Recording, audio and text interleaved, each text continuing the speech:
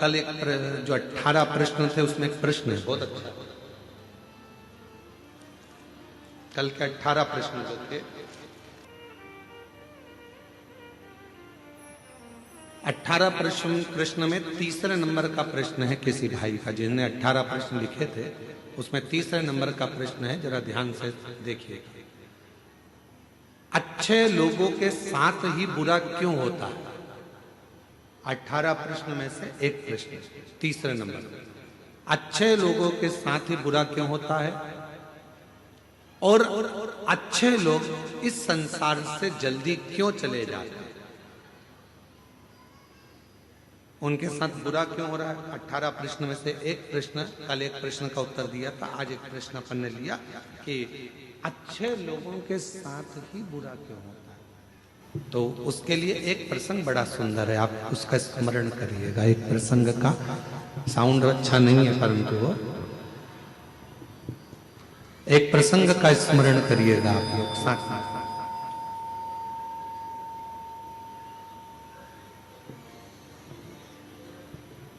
एक बार भगवान नारायण और देवऋषि नारद दोनों भ्रमण करने के लिए चले, दोनों घूमने के लिए पृथ्वी पर आ गए और भ्रमण कर रहे थे मृत्युलोक में। घूमते घूमते घूमते घूमते एक सेठ जी के दरवाजे पर, और सेठ जी के दरवाजे पर दोनों ने ब्राह्मण का रूप रखा, और ब्राह्मण का रूप रखकर देवऋषि नारद जी ने भगवान विष्णु जी से कहा कि मुझे बहुत तेज प्यास लग रही है, प्रभु चलो, बहुत पानी पीने का मन कर रहा है, चलो कहीं चलते हैं। भगवान नारायण ने कहा कि सामने एक सेठ जी का घर है, चलो अपन वहां चलते हैं। चलिए वहां पहुंच चलते हैं और सेठ जी के घर पर चले गए और सेठ जी के दरवाजे पर जाकर उन्होंने आवाज लगाई, भैया कोई है क्या? भगवान विष्णु और देवऋषि नारद दोनों ने आवाज लगाई, भैया कोई है क्या, भैया कोई है क्या? दरवाजा सेठ जी ने खोला और खोलने के बाद पूछा, तुम कौन हो? तो देवऋषि नारद और भगवान नारायण दोनों कह दिए, भैया हम तो पथिक हैं, यहाँ भ्रमण करते करते यहाँ आए हैं, भ्रमण करते करते यहाँ पहुंचे हैं और भ्रमण करते करते हम लोग यहाँ पहुंच गए, हमको बहुत तेज प्यास लगी, क्या आप पानी पिला सकते हो? रहने दे बस, अब छोड़ दो।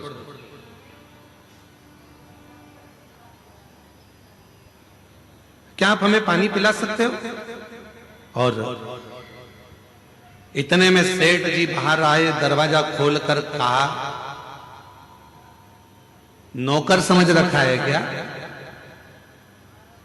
तुम्हारे पिताजी छोड़कर गए हैं क्या यहाँ पर किसी को पानी पिलाने के लिए? चलो निकलो यहां से। पानी पीने आए और सेठ जी ने धक्का मार दिया और दोनों को बाहर निकाल दिया। देवऋषि नारद ने भगवान विष्णु से कहा, इसको धन का अहंकार बहुत ज्यादा, श्राप दे दो इसको कि पूरा बर्बाद हो जाए। इतने में भगवान विष्णु ने पलट कर दोनों हाथ ऊंचे कर कर कह दिया, भगवान करे तेरे घर में और लक्ष्मी बढ़ जाए, तेरे घर में और संपदा बढ़ जाए, तेरे घर में और धन बढ़ जाए। देवऋषि नारद को तो गुस्सा आ गया। नारद जी ने कहा, प्रभु कैसी बात करते हो, तुम्हें तो इसको श्राप देना चाहिए कि बर्बाद हो जाए, और तुमने उसको आशीर्वाद दे दिया कि उसके घर में और धन आ जाए। कितना बेकार व्यक्ति, उसको और तुम वर देकर जा रहे हो। और आगे चले, नारद जी से भगवान ने कहा चल और आगे चलते। और आगे गए तो एक बूढ़ी माँ का झोपड़ा था, और बूढ़ी माँ के झोपड़ा, छोटा सा झोपड़ा था। दरवाजा बजाया, माँ प्यास लग रही, माँ पानी,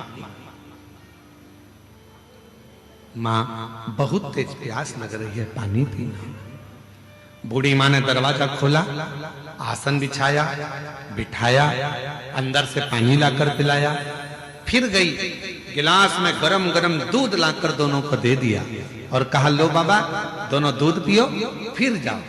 और दोनों दूध पीकर जाने लगे। देवऋषि नारद जी ने कहा, देखो कितनी अच्छी माँ है, पानी भी पिलाया, आसन भी दिया, दूध भी पिलाया, प्रभु इसको वर दे दो। भगवान विष्णु ने उसकी ओर देखा और उस बूढ़ी मां को देखकर भगवान नारायण ने हाथ उठाकर कहा, जा,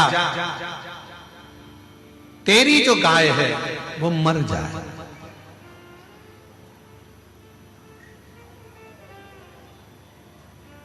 जिस गाय का तूने दूध पिलाया, तेरे पास जो गाय है वो मर जाए।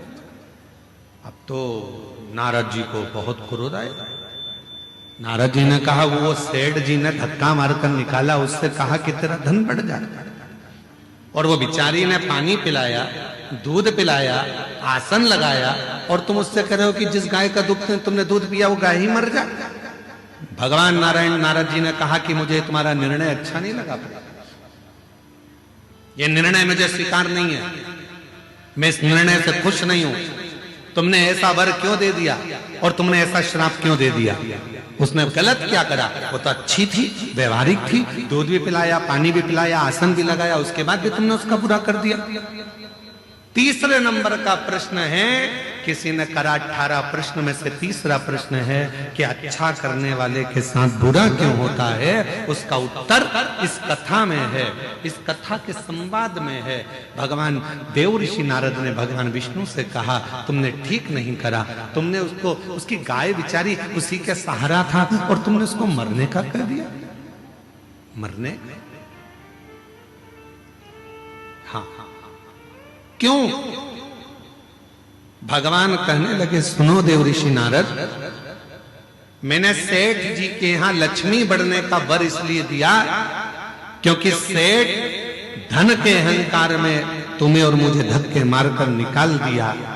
सेठ के यहां लक्ष्मी बढ़ेगी और वो लक्ष्मी के लोभ में इतना पड़ा रहेगा, इतना पड़ा रहेगा उस माया के लोभ में कि मरने के बाद वो सांप बन जाएगा और उसी धन के आगे पीछे घूमता रहेगा सांप बनकर। और मैंने वो बूढ़ी मां जो मेरा भजन करती है, पथिकों की सेवा करती है, उसको, उसके घर की गाय को मरने का इसलिए कहा क्योंकि नारद, वो बूढ़ी मां कुछ दिन में मरने वाली है, उसकी उम्र पूरी हो गई, वो मरने वाली है, पर उसके घर में कोई नहीं है।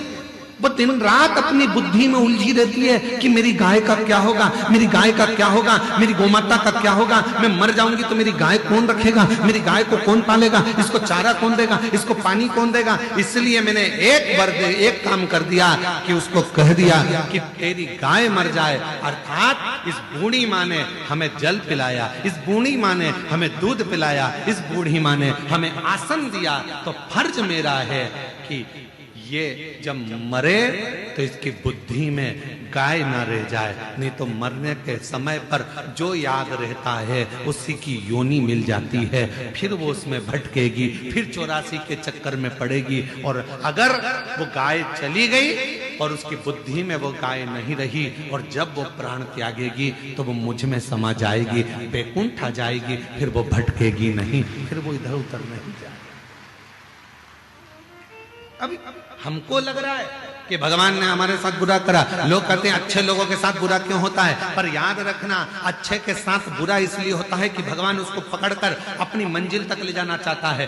बुरा इसलिए हो रहा है कि भगवान उसको संभालना चाहता है। बुरा इसलिए हो रहा है क्योंकि वो उसको हाथ पकड़कर उसकी मंजिल तक पहुंचाना चाहता है। आप उसको समझते नहीं, बस अपनी बुद्धि से लगे और कह दिया बेचारा कितना अच्छा था, मंदिर जाता था, एक लोटा जल चढ़ाता था। कई लोग कहते अरे गुरुजी हम मंदिर गए, हमने भगवान को जल चढ़ाया, भगवान की सेवा करी, भगवान का स्मरण करा, उसके बाद मेरा एक्सीडेंट हुआ, मेरा हाथ टूट गया। अच्छा हुआ कि तूने जल चढ़ाया और हाथ टूटा, नहीं तो उस समय पर तो तेरे प्राण जाने का समय था। पर बड़े तलवार की नोक को भगवान ने सुई की नोक पर निकाल दिया और तेरे हाथ को तोड़कर उस समय की काल घटना को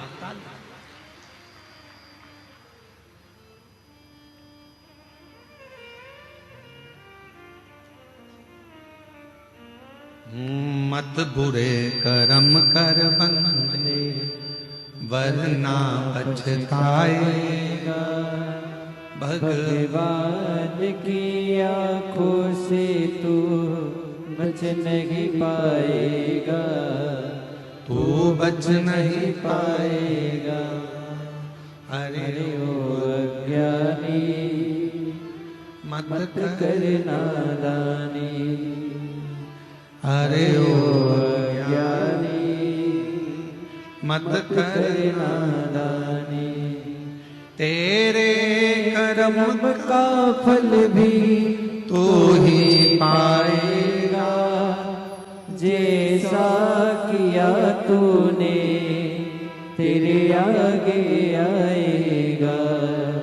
मत बुरे कर्म कर बंदे वरना पछताएगा। भगवान की आंखों से तू बच नहीं पाएगा, तू बच नहीं पाएगा। अरे ओ अज्ञानी मत कर नादानी। ये वो पवित्र धरा है। शिव महापुराण की कथा कहती है, शंकर भगवान का चरित्र कहता है, शिव तत्व कहता है। यहाँ हमारा शास्त्र वर्णन करता है कि शिव को पहचानना, शंकर को जानना बहुत कठिन है। शिव गुरु कब आता है, कब जाता है, कब कृपा करता है, किसी को मालूम नहीं पड़ता।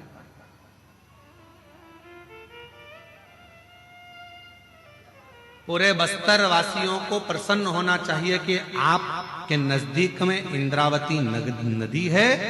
वो नदी जहां पर भगवान देवाधिदेव महादेव स्वयं शिव गुरु बनकर इंद्र की धर्म पत्नी को, उसके पति को मार्ग प्रशस्त करते हैं, उसका पथ दिखाते हैं।